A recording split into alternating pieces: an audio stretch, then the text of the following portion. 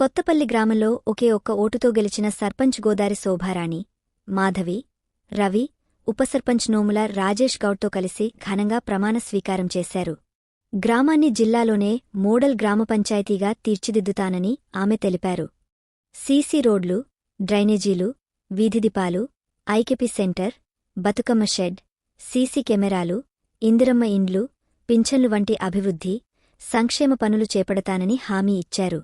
24 గంటలు గ్రామ ప్రజలకు అందుబాటులో ఉండే నిస్వార్థ సేవకురాలిగా పనిచేస్తానన్నారు. నా పేరు గోదారి శోభారాణి. ఇక్కడ వచ్చేసి మాదేవ్ అంటేనే తెలుస్తుంది అందరికీ, ప్రజలందరికీ, కొత్తపల్లి గ్రామ ప్రజలందరికీ, నన్ను ఓటేసి గెలిపించిన వారందరికీ కృతజ్ఞురాలను. అందరికీ నమస్కారాలు పేరు పేరున.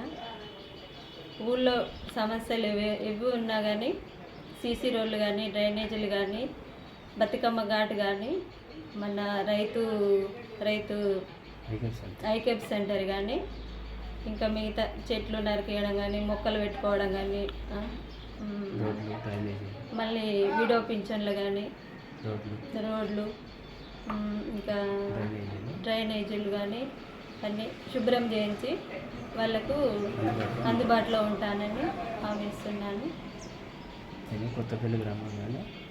నేను కొత్తపల్లి గ్రామంలోనే ఉంటూ వీళ్ళ ఎల్లువేళలా మీకు సహాయ సహకారాలు అందిస్తానని మాట ఇస్తున్నాను.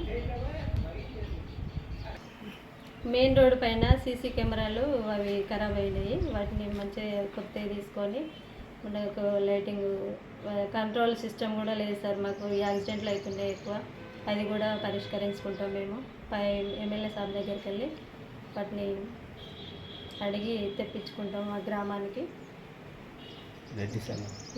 రెడ్డి సంఘం వాళ్ళకు ప్లేస్ ఉందంట, అందులో భవనం కట్టుకుంటా అని అంటున్నారు.